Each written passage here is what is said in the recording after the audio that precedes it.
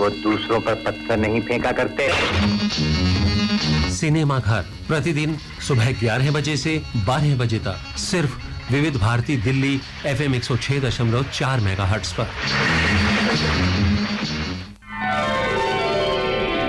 Cinema घर कार्यक्रम में स्वागत है आप सभी का। मैं हूं आपकी मित्र नीता अग्रवाल। सिनेमा घर में आज की फिल्म है Bluff Master, black and white दौर की बेमिसाल फिल्म। 1963 प्रदर्शित फिल्म ब्लफ मास्टर की कहानी और गीत होंगे आज के कार्यक्रम में। आज के सिनेमा घर में 1963 प्रदर्शित फिल्म ब्लफ मास्टर की कहानी और गीत प्रसारित किए जाएंगे। साथियों, इस फिल्म को प्रोड्यूस किया था सुभाष देसाई ने। निर्देशक रहे थे मनमोहन देसाई। गीत और संवाद राजेंद्र कृष्ण के थे। मुख्य कलाकारों के नाम उनके चरित्र नाम सहित बताई देते हैं। ब्लफ मास्टर फिल्म में शम्मी कपूर, सायरा बानो, प्राण और अन्य बहुत ही बेहतरीन अदाकार रहे थे। साथियों, नाम चरित्र सहित कुछ यूं: शम्मी कपूर, अशोक, सायरा बानो, सीमा, प्राण, मिस्टर कुमार, ललिता पवार अशोक की मां के किरदार में हैं, मोहन चोटी बाबू, Amol Sen stage announcer, Jugal Kishore pushup करते हुए एक किरदार हैं, मकसूद बस स्टॉप वाले व्यक्ति बने हैं, टुनटुन बनी है मुंहबोली बहन अशोक की।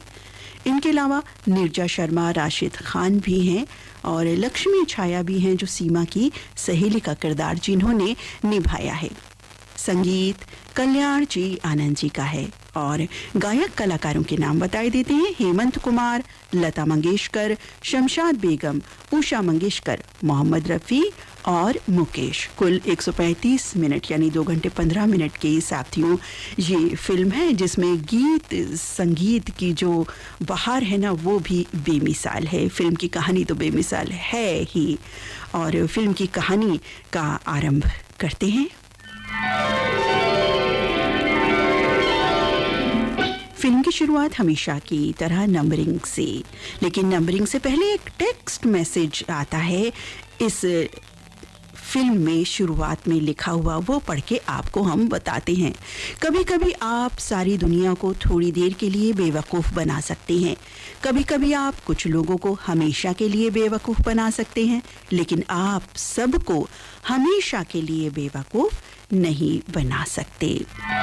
ऐसा लिखा आता है फिल्म की शुरुआती एक टेक्स्ट मैसेज में और इसके बाद नंबरिंग शुरू होती है। बहुत सारे नाम जो हमने आपको बताए भी वो सभी नाम आते हैं और बहुत सारे नाम इसके अलावा, और फिर नंबरिंग शुरू जिसमें बैकग्राउंड संगीत के तौर पर फिल्म का जो टाइटल है उसके साथ सुंदर समन्वय है संगीत का। ऊर्जा से भरा संगीत है ये साथियों। और फिर शुरुआती सीन एक तांगे का। तांगा चालक है बाबू।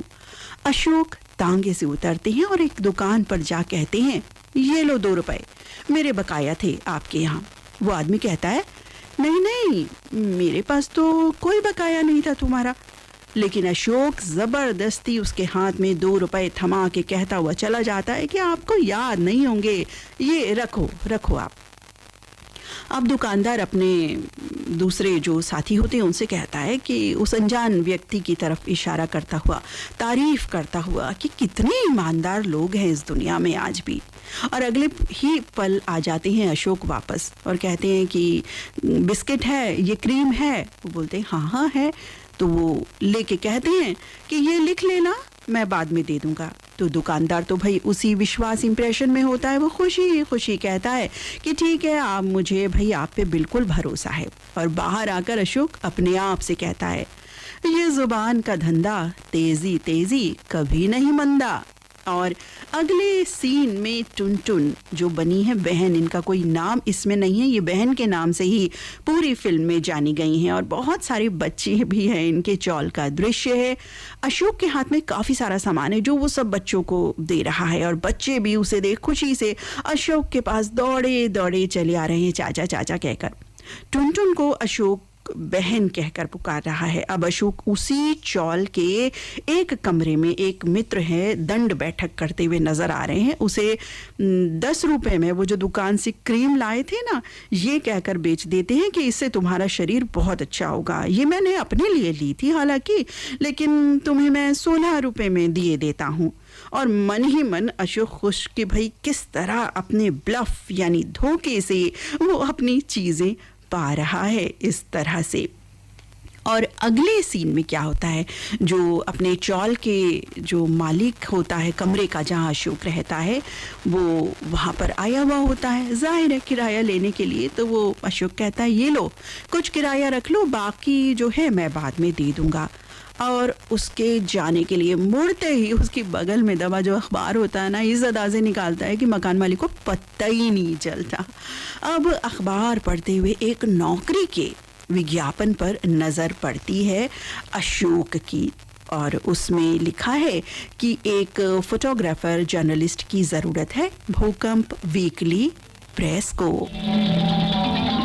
और बस इस अब अगले सीन में अपने आप से कहते हुए कि भाई अब कैमरा हाथ लग जाए तो अपनी नौकरी तो पक्की हो जाएगी। ऐसे कहते कहते एक कैमरे की दुकान के बाहर खड़ा है अशोक। इतने में क्या होता है, एक सेठ जी आते हैं और जो वहाँ पर ओनर होता है उस दुकान का, कैमरा वाली दुकान का, तो कहता है कि मेरा कैमरा, दुकानदार कहता है हाँ हाँ बस पैक करना है। सेठ कहते हैं मुझे देरी हो रही है, ट्रेन में जाना है। अच्छा ऐसा है, हमारा आदमी है एक मिस्टर सेन गुप्ता, वो आएंगे, उन्हें दे देना, और हाँ ये पूना का जो टिकट है ना ये भी उन्हें दे देना। बस अशोक के कैमरे के दुकान पर एंट्री हो जाती है उस सेठ के जाने के बाद, और अब वो सेन गुप्ता बनने का नाटक कैमरा और टिकट ले दुकान के बाहर टकरा जाता है उसी व्यक्ति से। जी हाँ, उसी व्यक्ति से, सेन गुप्ता जो असल होता है। सेन गुप्ता का दरअसल उस चक्कर में पर्स गिर जाता है। अब पर्स उठाता है वो जैसे ही अशोक, तो वो नाम देख लेता है, तो वो कहता है कि भाई ये टिकट कैमरा वो ले गए हैं। इस तरह की बात कहते हुए वो चला जाता है और साथ ही ये भी कहता है टिकट जो है ये आप ले लो। कैमरा उसे मिल गया जो वो चाहता था और टिकट की उसे क्या जरूरत थी, और सेन गुप्ता को टिकट देके वो वहां से रवाना कर देता है ये कह के कि कैमरा तो भाई ले गए हैं सेठ जी। अब वो तुरंत उसे कह देता है भाई कैमरा चले गए हैं लेकर के और टिकट दे गए हैं। अब वो व्यक्ति सीधा स्टेशन की तरफ रवाना हो जाता है, वो अंदर जाता ही नहीं है, जाहिर है उसे जरूरत ही नहीं है फिर जाने की। और अशोक जो है कैमरा लेकर भूकंप वीकली के ऑफिस में, वहाँ ऑफिस में बैठे व्यक्ति को अशोक अपनी झूठ सच बातों से प्रभावित करता है। ऑफिस पर्सन कहता है कि ट्रायल के लिए कोई सनसनी खबर लाओ ताकि आपकी यहाँ नौकरी लग जाए। और अब अगले सीन में नायिका की एंट्री हो जाती है। सीन से ये भी पता चलता है कि नायिका एक अमीर परिवार से है, नौकर, गाड़ी ड्राइवर, लेकिन वो स्कूटर पर जाना चाहती है। आज वो कहती है ड्राइवर स्कूटर निकालो, और स्वयं ही स्कूटर चलाकर जाते हुए आगे जाकर क्या होता है कि एक बस स्टॉप पर एक व्यक्ति होता है, वो एक छेड़खानी भरे अंदाज में इनके लिए, नायिका के लिए कुछ कहता है। अब बस नायिका तो बिल्कुल बोल्ड है और स्कूटर रोकती हैं, उतरती हैं, आती हैं उस व्यक्ति के पास और उसे सीधा के सीधा एक थप्पड़ लगा देती हैं। और बस इसी थप्पड़ मारने वाले सीन को अशोक कर लेती है अपने कैमरे में कैद। नायिका देखती है, अशोक पर गुस्सा होती है, पब्लिक आ जाती है, लेकिन अशोक सबसे यही कहता है कि भाई मैंने तो एक बहादुर लड़की की फोटो खींची है, और किसी तरह वहां से भी बातों का जाल बना कर बस में बैठकर आगे बढ़ जाता है। अखबार में छपती है ये फोटो, अखबार की खूब बिक्री होती है। इतने में ऑफिस पर्सन को अखबार मालिक का कॉल आता है कि इस व्यक्ति को घर भेजो, मैं मिलूंगा जिसने ये फोटो छपवाई है, और जिसकी वजह से अखबार आज बहुत बिका है। उन्होंने शायद फोटो नहीं देखी होती, उन्हें ये पता होता है कि अखबार की बिक्री बहुत हुई है। अब अशोक उस व्यक्ति के घर, अशोक से वो प्रसन्न। इतने में नायिका आती है जो उसी घर में रह रही है, जी रहती है, वो अखबार हाथ में लिए आती है। अंकल अंकल बताती है कि इस व्यक्ति ने किसी व्यक्ति को थप्पड़ मारते हुए मेरी फोटो अखबार में छपवाई है, और अशोक के को जो है बेइज्जती करके घर से बाहर निकाल देती है। अब यहीं पर प्राण यानी मिस्टर कुमार की एंट्री होती है। जी हाँ, खलनायक की एंट्री हो चुकी है अब इस फिल्म में। प्राण कर्ण जो मिस्टर कुमार के किरदार में है लंदन से वापस आए हैं पता चलता है। अंकल सीमा का परिचय कराते हैं कुमार से, बताते हैं कि कुमार विदेश में कपड़ा बिजनेसमैन है बहुत बड़े। नायिका सीमा चली जाती है। अब अंकल और मिस्टर कुमार की बातचीत। कुमार कह रहा है कि आपने पैसा भेजना बंद कर दिया इसलिए वापस आ गया और मुझे कुछ भी नहीं बताया इस बारे में। अब अंकल को ये भी वो कहता है कि आपके इतनी सुंदर भतीजी है, आपने कभी मुझे जिक्र तक नहीं किया। अंकल बताते हैं कि बड़े भाई की मौत के बाद मैंने बड़ी शिद्दत से इसकी परवरिश की है। कुमार कहता है कि मुझे अपना दामाद बना लीजिए, हर महीने आपकी किश्त भी आधी हो जाएगी। अगला सीन अशोक का। मुंह बोली पड़ोसन बहन टुन को 10 रुपए का लॉटरी का टिकट बेचते हुए। अगला सीन सीमा का सहेलियों के साथ थिएटर की बैक साइड में एक लेटर पढ़ते हुए कि शो में मुन्नी बाई ने आना था लेकिन वो बीमार पड़ गई हैं, नहीं आएंगी। अब तुरंत यहाँ अशोक की एंट्री हो जाती है। वो बताता है कि यहाँ वो काम करता है और कहता है कि मैं एक मुन्नी बाई को जानता हूँ, वो बहुत अच्छा नाचती और गाती हैं, कहो तो बात कर लूँ। और सीमा कुछ आनाकानी करती है लेकिन उसकी सहेलियाँ भी समझाती हैं कि अभी हमारी ज़रूरत है ये, तो कोई बात नहीं, इसकी बात हम मान लेते हैं। सीमा कहती है कि यदि शो हिट हुआ तो तुम्हारी नौकरी पक्की हो जाएगी, यहाँ अशोक से कहती है। और फिर अशोक ये भी कहता है या कहें कि अपनी बातों की जाल फैलाकर सीमा को फिर राजी कर लेता है कि वो भी मुन्नी बाई का साथ देंगी स्टेज पर। अब मुन्नी बाई के रूप में कौन है जी? अशोक। जी हाँ, ये तो सब नाटक कर रहे हैं ना। मुन्नी बाई के रूप में अशोक आ जाती हैं और स्टेज पर साथ दे रही हैं सीमा। सीमा को तो पता ही नहीं है कि ये अशोक है, वो तो मुन्नी बाई ही समझ रही है जिसके बारे में बताया था अशोक ने। और होता है ये वाला गाना।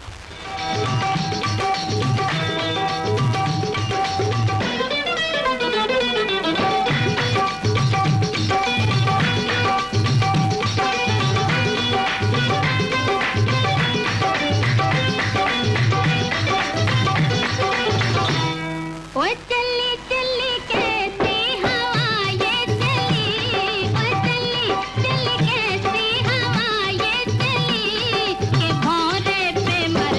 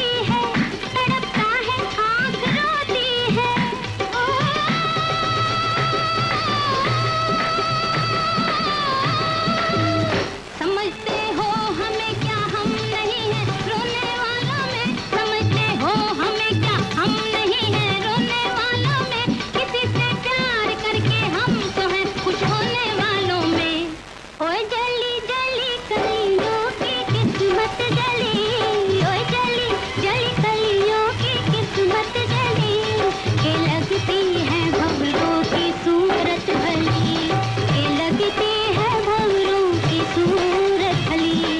और चली चली कैसी हवा ये चली, और चली चली कैसी हवा ये चली, के भौरे पे मरने लगी है कली। इस गीत के द्वारा ऐसी हवा चलती है कि ये जो शो है वो बिल्कुल सुपर हिट हो जाता है। और अगला सीन इसके बाद गांव का सीन है, जहां है जमुना मौसी। जमुना मौसी आवाज़ देता हुआ एक डाकिया, और मौसी कह रही है मेरे डब्बू की चिट्ठी होगी। डाकिया चिट्ठी पढ़कर सुनाता है जो मौसी के बेटे अशोक की है। जी हाँ, अशोक, जिसे प्यार से उनकी माँ डब्बू कहती हैं, और मौसी के डब्बू की चिट्ठी है। उसमें उसके बम्बई में रिपोर्टर बनने की खुशी का जिक्र है उस खत में, और लिखा है 10 रुपए भेज रहा हूँ, 2 रुपए गौरी मंदिर में चढ़ा देना और 8 रुपए अपने पास खर्च के लिए रख लेना। मौसी खुश खत को बार बार चूमती हुई। और अब अगले सीन में अंकल सीमा का सीन। अंकल सीमा को कह रहे हैं कि कुमार तुम्हारे मंगेतर हैं। सीमा हैरान, वो मना कर देती है इस रिश्ते से बिल्कुल साफ साफ। अंकल फिर कहते हैं कि तुम्हारे पिताजी ये शादी पक्की करके गए हैं। सीमा दुखी हो जाती है। अगले सीन में सीमा अखबार ऑफिस में अशोक के लिए ये कहती हुई कि एक शो की टिकट ली है जो विधवा आश्रम की तरफ से है, एक शो है, उसमें अशोक की एक टिकट है, वो उसे दे देना। अब यहाँ अशोक अपनी सीट नंबर 13 पर बैठे हैं। जी हाँ, वही जहाँ की टिकट उन्होंने दी थी। सीमा और कुमार की दोनों की इकट्ठी एंट्री होती है। दरअसल ये 3 टिकट इकट्ठी थी। अब तीनों एक साथ शो में। हाँ, सीमा अशोक का परिचय करा देती है थोड़ा झूठ कह के कुमार से कि ये अशोक हैं जो अमेरिका से जर्नलिज्म और फोटोग्राफी का डिप्लोमा करके आए हैं। और अगले दृश्य में सीमा के जो अंकल हैं उनका सीन है। वो उनके पास आते हैं और 2 लोगों को ये कहते हुए सीमा की शादी के बाद तुम्हारा सारा पैसा अदा कर दिया जाएगा। लेकिन वो व्यक्ति कहते हैं कि शादी के बाद तो सारी जायदाद का मालिक आपका दामाद हो जाएगा। तो अंकल कहते हैं कि अरे दामाद भी तो अपना ही है। अब अगला सीन।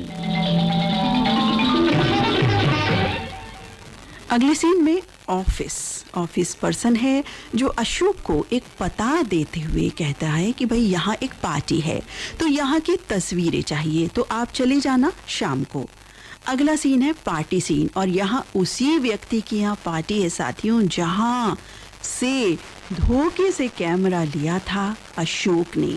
अब यहाँ कुछ बातें और कुछ संवाद, अंततः कैमरा वापस देना पड़ता है उसे वहाँ बेमन से दुखी होकर।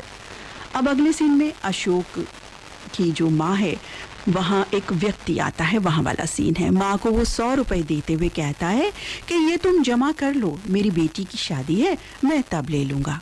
माँ कहती है पहले ही तुम लोगों ने मेरे पास अपने जेवर, कपड़े, पैसा जमा करवा रखा है, अब बैंक समझ के।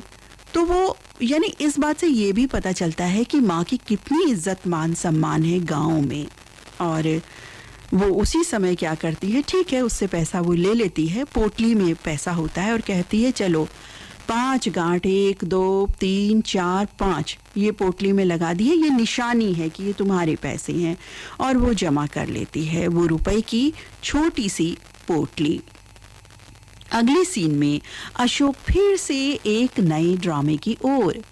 कैमरा वाले जो ओनर है ना, जिसे कैमरा वापस कर दिया था, उनके घर मुंह बोली बहन की 6 बच्चों को लेकर के माफ़ी मांगते हुए, रोते हुए कि मैं अशोक हूँ और मेरी कुछ कहानी है अपने 6 बच्चों और अपनी पत्नी के पागलपन और फिर मर जाने की कहानी है।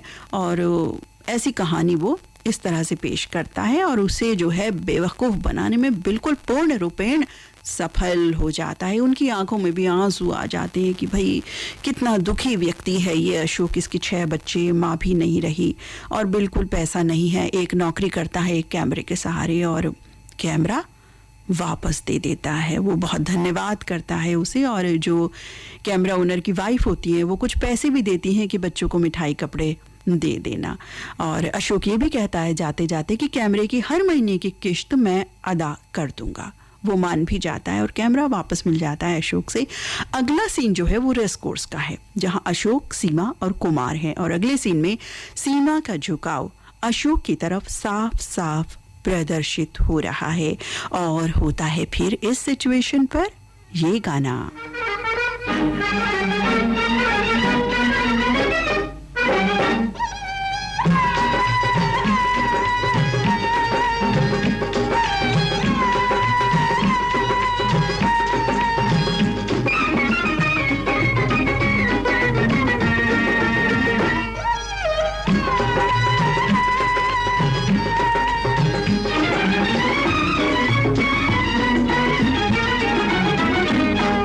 अरे हुस्न चला कुछ ऐसी चाल, दीवाने का पूछ नहाल। हुस्न चला कुछ ऐसी चाल, दीवाने का पूछ नहाल।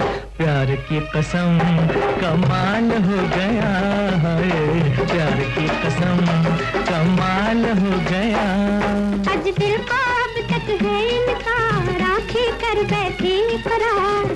प्यार की कसम कमाल हो गया है, प्यार की कसम कमाल हो गया।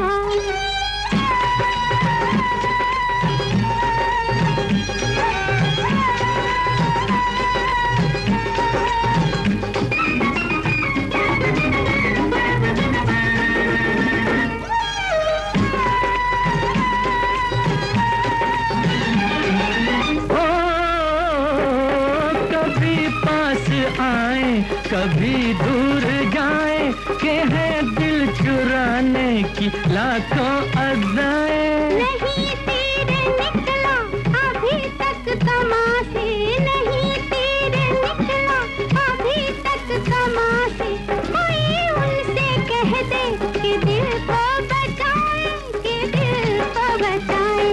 हर हुस्न चला कुछ ऐसी चाल, दीवाने का पूछ नहाल। प्यार की कसम कमाल हो गया है, प्यार की कसम कमाल हो गया।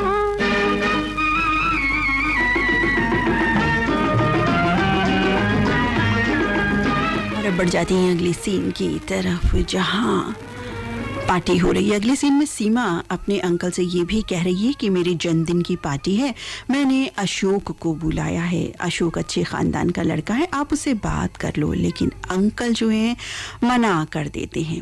अगले सीन में अशोक की माँ के घर में सब कुछ चोरी हो गया। सब गांव वाले वहाँ, सब जमुना मौसी को बुरा भला कह रहे हैं, कैसे चोरी हो गई कि पता ही नहीं चला, कैसे तुम सोती रह गई। वो दुखी होकर रोते रोते कहती है कि मैं बेटे के पास चली जाती हूँ, उससे पैसे लाकर तुम्हें दूंगी। इतने मेरे घर जमीन सब यही है, ना आई तो इसी से सब कर लेना।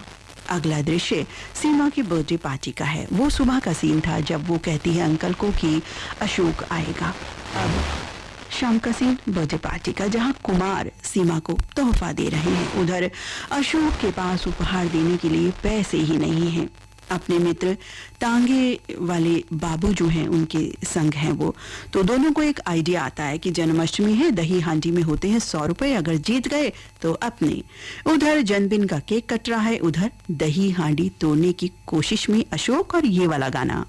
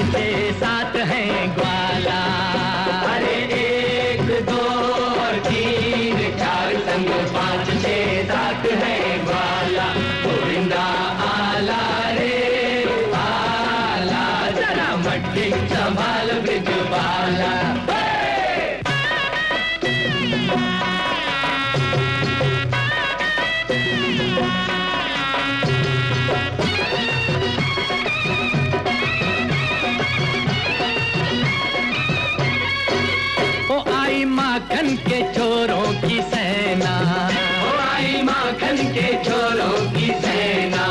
ओ जरा बच के संभल के जी रहना, ओ जरा बच के संभल के जी रहना।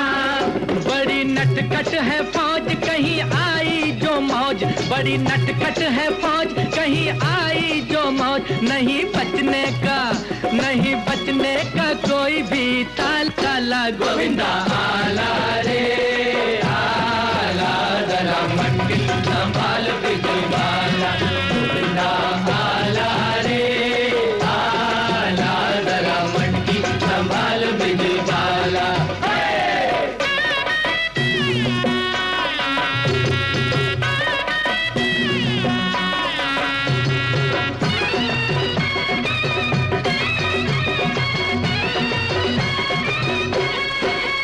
कैसी निकली है झूम के ये टोली, ओ कैसी निकली है झूम के ये टोली। आज खेलेगी दूध से ये होली, आज खेलेगी दूध से ये होली।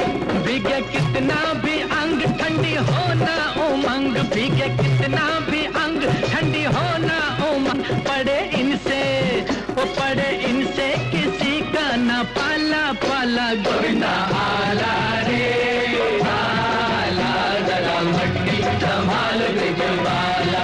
गोविंदा आला रे आला, जरा मट्टी संभाल बिजली वाला।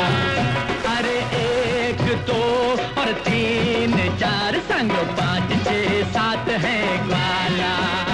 अरे एक दो और तीन चार संग 5 6 7 है ग्वाला। गोविंदा आला रे आला, जरा मट्टी संभाल बिजली वाला। उधर पार्टी खत्म बर्थडे की। अशोक के ना आने से सीमा बहुत दुखी हो जाती है। रात हो गई है। अशोक की एंट्री, हाथ में उपहार लिए, लेकिन सीमा गुस्से में। अशोक झूठ सच बोल उसे मनाने की कोशिश में, और फिर ये गीत।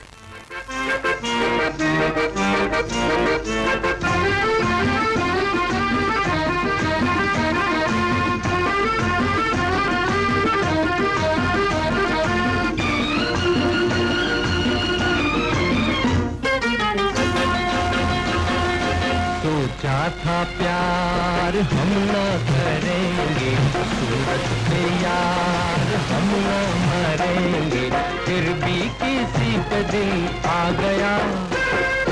सोचा था प्यार हम न करेंगे, सूरत पे यार हम न मरेंगे, फिर भी किसी पे दिल आ गया।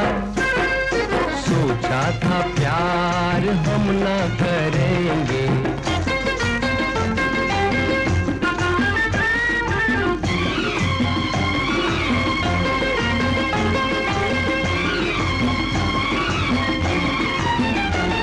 बहुत खाक दुनिया की छानी थी हमने, बहुत खाक दुनिया की छानी थी हमने, अब तक किसी की ना मानी थी हमने, अब तक किसी की ना मानी थी हमने। धोखे में दिल कैसे आ गया। सोचा था प्यार हम न करेंगे, सूरत पे यार हम न मरेंगे, फिर भी किसी पे दिल आ गया। सोचा था प्यार हम न करेंगे।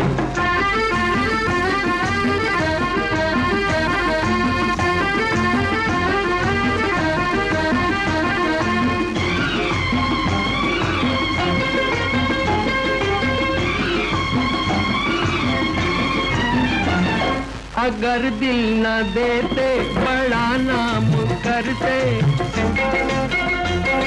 अगर दिल न देते बड़ा नाम करते, मगर प्यार से क्या बड़ा काम करते, मगर प्यार से क्या बड़ा काम करते।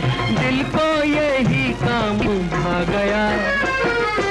सोचा था प्यार। और अब अगले सीन में अशोक की माँ बम्बई शहर में उसी टांगे वाले बाबू के टांगे में उतरकर पैसे देती हुई और ताजमहल होटल में डब्बू डब्बू पुकारती हुई, क्योंकि उसे तो यही पता है, डाकिये ने यही बताया था कि अशोक जो है यानी कि माँ का प्यारा दुलारा डब्बू इस होटल में काम करता है। और यहाँ वो डब्बू डब्बू पुकारती हुई आती है। होटल मैनेजर उसका मजाक बनाते हुए कहता है कि भाई यहाँ कोई डब्बू वब्बू नहीं है। और यहीं पर एक टर्निंग पॉइंट आ जाता है इस फिल्म में, वो ये कि कुमार की एंट्री हो जाती है। अब माँ कुमार से भी पूछ लेती है कि भाई तुम मेरे डब्बू को जानते हो, और फोटो दिखा देती है। अब कुमार फोटो देख हैरान परेशान और एक कुटिल मुस्कान भी, क्योंकि ये तो अशोक की फोटो है जिसे वो नापसंद करता है। तो कुटिल मुस्कान के साथ ये सीन समाप्त होता है। अगला सीन जो आता है उसमें फिर से एक ब्लफ लेकर अशोक सीमा के अंकल के समक्ष बुजुर्ग जामा ओढ़ अपने मित्र बाबू के साथ परिचय देते हुए कि वो अशोक के पिता हैं, झूठ सच करते हुए सीमा को बुलवा लेता है अंकल द्वारा। और यहाँ इसी बातचीत में होता है ये गाना।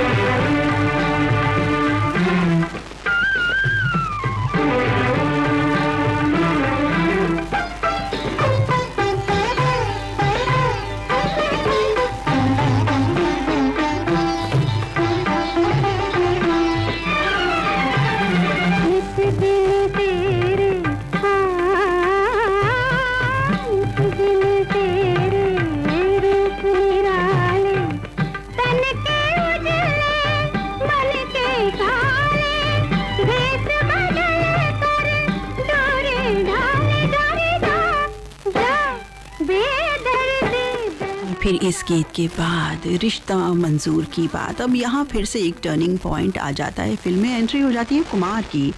अशोक की माँ को साथ लेकर पूरा ब्लफ धोखा झूठ पकड़ा जाता है अशोक का, और सीमा के गुस्से और सबके गुस्से का सामना करना पड़ता है। माँ भी बहुत गुस्सा करती है, दुखी होती है, रोती है, और मिस्टर कुमार के होठों पर एक कुटिल मुस्कान।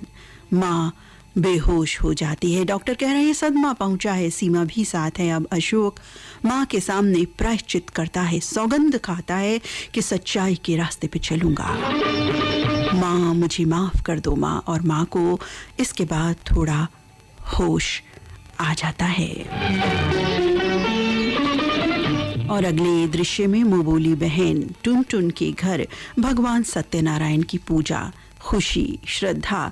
यहाँ अशोक की एंट्री, तूफानी रात है और यहाँ आकर वो इन लोगों से अपने झूठ बोलने हेतु माफी मांगता है। सभी अशोक को बुरा भला कहते हैं। उधर अशोक की माँ और सीमा माँ के होश में आते ही वहां से वो जाने की कोशिश करती है। सीमा बताती है कि अशोक अब एक सच्चा इंसान बन गया है। सीमा उसे नहीं जाने देती। माँ और सीमा गले मिलते हैं। उधर अशोक सच्चाई के रास्ते पर, कैमरा और 100 रुपए वापस करते हुए अब उसे माँ के जो गांव वाले कर्ज की चिंता है। जिक्र अपने तांगे वाले मित्र बाबू से करते हुए बाबू कहता है मेरा तांगा ले लो, लेकिन अशोक ये कहकर मना कर देता है कि मैं तुम्हारे रोजगार पर लात नहीं मार सकता। सामने मोटर गाड़ी रुकती है। कुमार की आवाज अशोक को। अशोक कुमार के साथ गाड़ी में। कुमार अशोक को रुपयों की गड्डी देते हुए कहता है यहाँ से चले जाओ, लेकिन अशोक का ईमान नहीं डगमगाता। वो एक सच्चा इंसान जो बन चुका है। वो वापसी अपनी चौल में करता है, लेकिन लोग अब उससे नफरत कर रहे हैं क्योंकि अशोक ने सबके साथ कभी ना कभी धोखा झूठ किया। वो उससे बात तक नहीं करते। वो अपने कमरे में जाता है, जाने लगता है, वहां ताला। इतने में उस चौल का मकान मालिक आता है। अशोक कहता है मैंने तो किराया दे दिया था तुम्हें। तो ओनर एक कागज दिखाकर कहता है कि बिल्डिंग के सब लोगों ने तुम्हारे खिलाफ शिकायत दर्ज की है, तुमने उन्हें धोखा दिया है और अब यहाँ तुम नहीं रह सकते। अब यहाँ साथियों अशोक का एक महत्वपूर्ण आत्मग्लानि भरा संवाद है अपने आप से कि अशोक बेटा, ना तो कभी तू झूठ बोलता, ना ही ये दिन आता। अशोक कमरा खाली कर वापस बुझे मन से दुखी होकर चौल से नीचे उतर जाता है, लेकिन चौल के जो बच्चे होते हैं ना, चाचा चाचा कहकर उसको घेर लेते हैं प्यार में। और फिर होता है ये वाला गाना।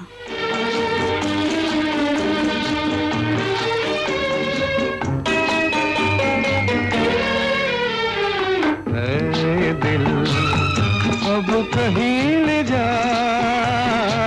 ना किसी का मैं, ना कोई मेरा। है दिल अब कहीं ले जा, ना किसी का मैं, ना कोई मेरा। है दिल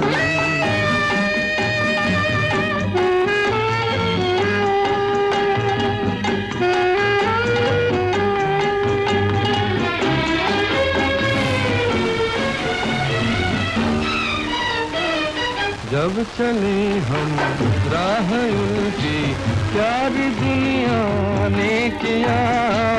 जब चले हम राह उल्टी, प्यार दुनिया ने किया।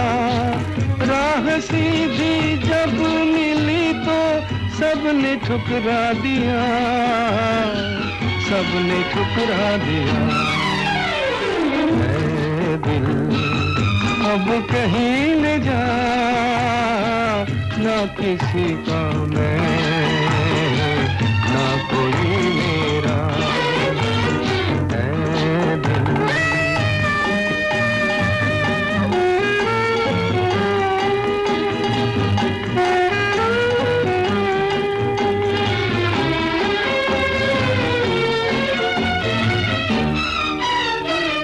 ना किसी को चाह मेरी, ना किसी को इंतजार। ना किसी को चाह मेरी, ना किसी को इंतजार। इसलिए फिर मुड़ के पीछे देखना बार बार, देखना बार बार।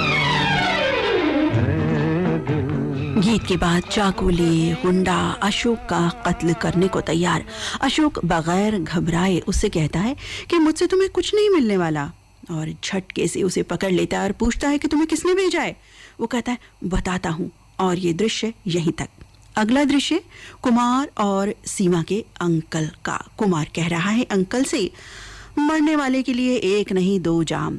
अंकल, कुछ घबराहट है, अभी आपके आदमी का फोन नहीं आया?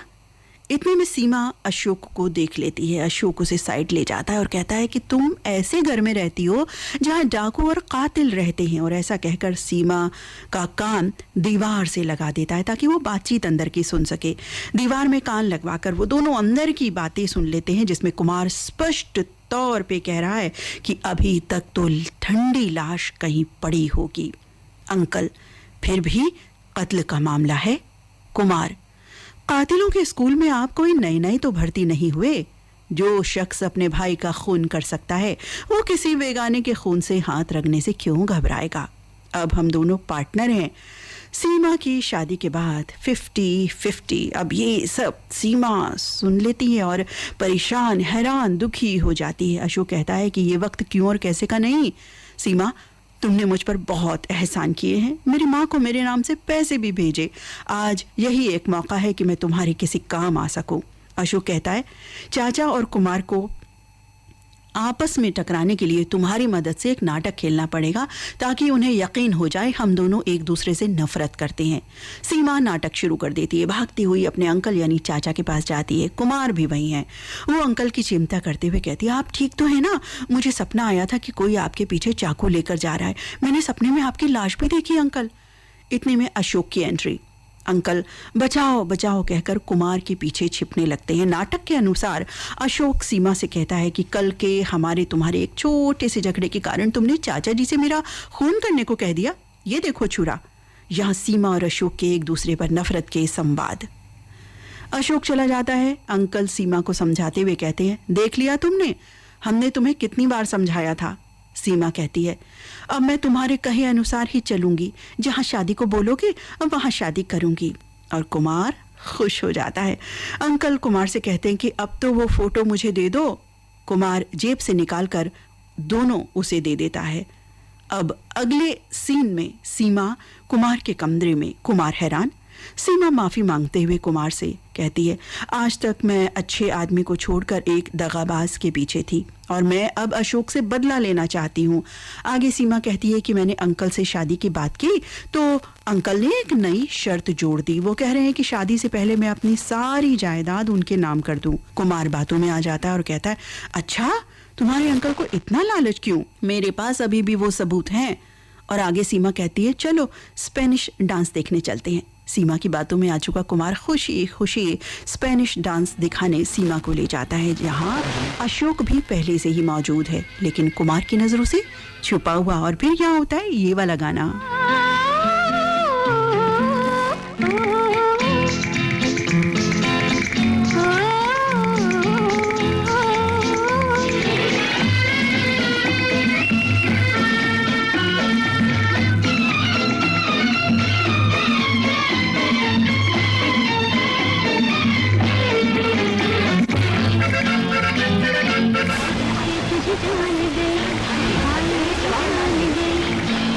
तुझे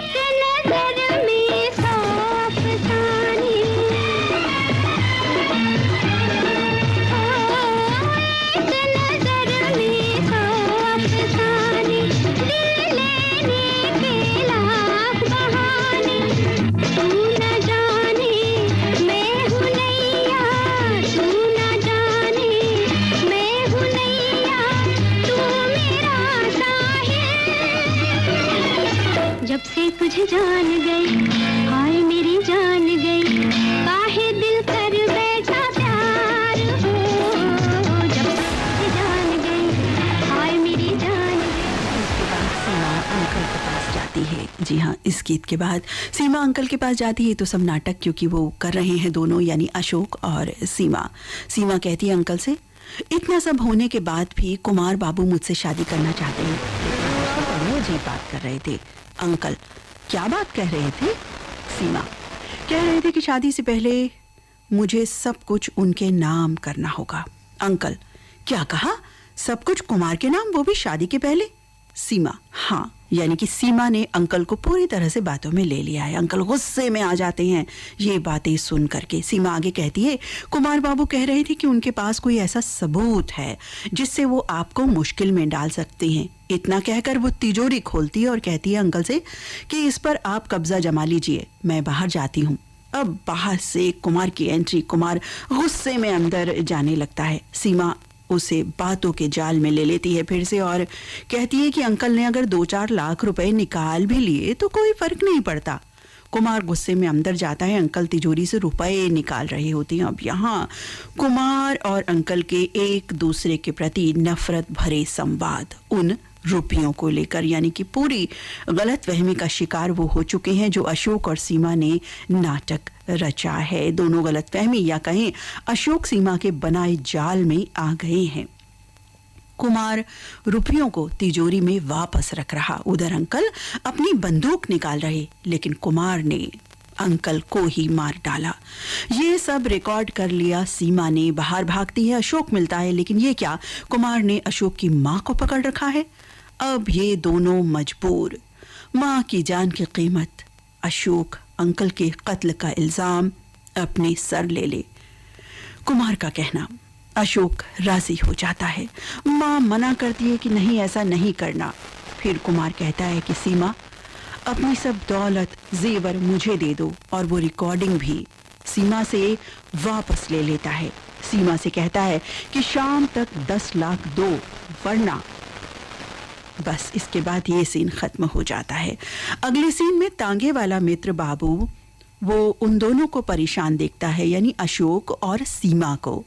तो वो कहता भी है कि मैं क्या कर सकता हूँ इसमें, बताओ। लेकिन जाहिर है वो कुछ नहीं कर सकता था, लेकिन वो इतना जरूर कर सकता था जो वो कर सकता है। वो चला जाता है सीधा पुलिस स्टेशन और जा करके बता देता है कि मैं अशोक का दोस्त हूँ और ये सारी बात हुई है, पूरी बात बता देता है। शाम होती है। सीमा 10 लाख का बैग लेकर कुमार के पास, दूर से दिखते हुए कुमार और माँ और सामने कुमार के आदमी। सीमा बैग के सब नोट हवा में उड़ाती है, जिसे वो गुंडे उठाने लगते हैं। पीछे पहाड़ी के छिपा है अशोक। अचानक कुमार पर कूद जाता है। दोनों के बीच हाथापाई। कुमार अपनी कटार निकाल लेता है। इधर सीमा गुंडों को रुपए उड़ा उन्हें व्यस्त रखने में बिल्कुल कामयाब हो जाती है। माँ चट्टान से टकरा जाने के कारण बेहोश हो जाती है। कुछ ही पलों बाद कुमार नोटों के बैग के पास और जान जाता है कि ये नोट तो नकली नोट हैं। अब कुमार के गुंडे और टांगे वाला जो मित्र है ना बाबू, वो सबको ले आता है अपने साथ साथ। चौल वाले जो लोग थे ना, जो लोग नफरत करने लगे थे अशोक से, उन सबको वो सही बात बता करके, पूरी बात बता करके उनको भी अपने फेवर में लेके वो ले आता है। अब जो चौल वाले लोग हैं, बाबू है और कुमार के गुंडे, इन सब की भिड़ंत होती है और भिड़ंत में कुछ कॉमेडी अंदाज भी होता है साथियों, जो बहुत ही दर्शकों को भाता है। और इनके साथ में है अशोक की जो चौल वाली मोबोली बहन थी ना, टुनटुन, और उनके बच्चे भी हैं सारे। तो आप समझ सकते हैं कि किस कदर ये लड़ाई, ये कॉमेडी सीन बना होगा लड़ाई का, आपस में लड़ाई के दृश्य या कहें कॉमेडी लड़ाई के दृश्य। इसके बाद कुमार सीमा को ले जाने के लिए जबरदस्ती आगे बढ़ता है। अशोक पहाड़ से रस्सी के द्वारा कूदकर कुमार और सीमा के पास पहुंच जाता है। उधर पुलिस का सायरन। पुलिस कुमार को पकड़ कर ले जाती है। अब सब लोग यानी मित्र बाबू और वही चौल वाले लोग, माँ, सीमा, अशोक, सभी के चेहरों पर खुशी नजर आ रही है। और अंत में इसी खुशी के सीन के बाद फिर से एक बार एज एंडिंग सीन गीत सुपर होता है गोविंदा आला रे, जो हमने आपको सुनवाया, जो बीच में था फिल्म में। तो ये थी साथियों फिल्म आज की, जिसका नाम था ब्लफ मास्टर। और इस फिल्म की कहानी और गीत शामिल हुए आज के सिनेमा घर कार्यक्रम में। और अब आज का सिनेमा घर कार्यक्रम समाप्त होता है। अपने मित्र नीता अग्रवाल को अनुमति दें। नमस्कार।